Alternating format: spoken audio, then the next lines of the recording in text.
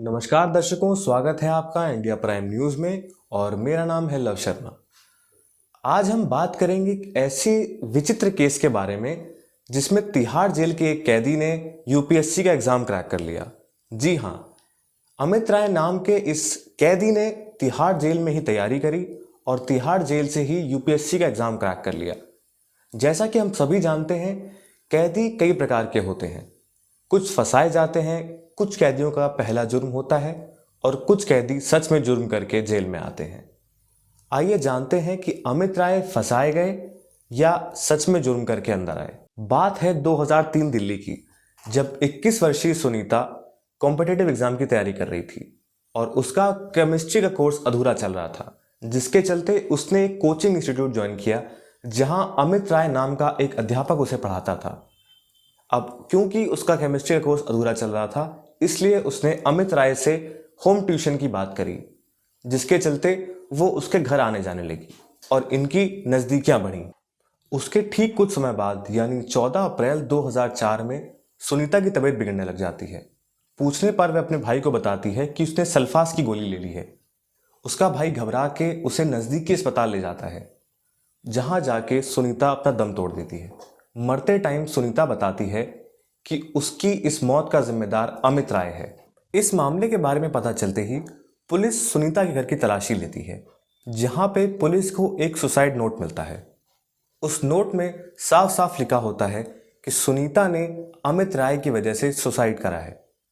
अब इस suicide note को पढ़ने के बाद पुलिस इस फैसले में पहुंचती है कि अमित राय सुनीता की मौत का जिम्मेदार है, जिसके चलते वो अमित राय पे अबैटमेंट ऑफ सुसाइड और रेप का केस दर्ज करती है। इसके बाद लोअर कोर्ट अपना फैसला सुनाता है, जिसके चलते अमित राय को तिहाड़ जेल भेज दिया जाता है।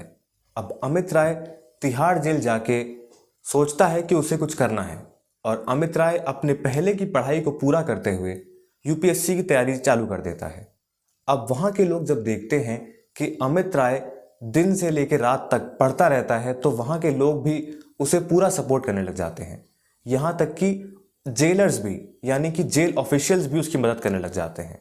अब अपनी इसी कड़ी मेहनत के चलते 2008 में अमित यूपीएससी का प्री निकाल लेता है, यूपीएससी का मेंस निकाल लेता है और 2009 तक आते आते इंटरव्यू भी क्रैक कर लेता है। 2009 में जब रिजल्ट आता है तो अमित को पता चलता है कि उसने बहुत ही अच्छी रैंक के साथ यूपीएससी का पेपर क्रैक करा है। अब वहीं दूसरी ओर हाई कोर्ट में जो लोअर कोर्ट का ऑर्डर चैलेंज किया होता है, वहाँ हाई कोर्ट सारे सबूतों को मद्देनज़र रखते हुए ये फैसला सुनाता है कि अमित का अबैटमेंट ऑफ सुसाइड और रेप में कहीं भी इन्वॉल्वमेंट नहीं था। कोर्ट कहता है कि अमित और सुनीता का रिलेशन बहुत ही लंबे समय से चलता आ रहा था, तो रेप का सवाल नहीं उठता। जो भी हुआ है दोनों की आपसी सहमति से हुआ होगा। वहीं दूसरी ओर अबैटमेंट ऑफ सुसाइड में कोर्ट कहता है कि अमित ने सुनीता की कहीं पे भी सुसाइड के चलते मदद नहीं करी। हाई कोर्ट कहता है कि इस गुनाह की संगीनता को ध्यान में रखते हुए जो 5.5 साल की सज़ा अमित राय ने गुजार ली है उतनी ही काफ़ी है, जिसके चलते अमित राय को रिहा कर दिया जाए। जिसका पता चलते ही राष्ट्रीय महिला आयोग सुप्रीम कोर्ट में चैलेंज करती है, क्योंकि इस केस में रेप भी इन्वॉल्व था।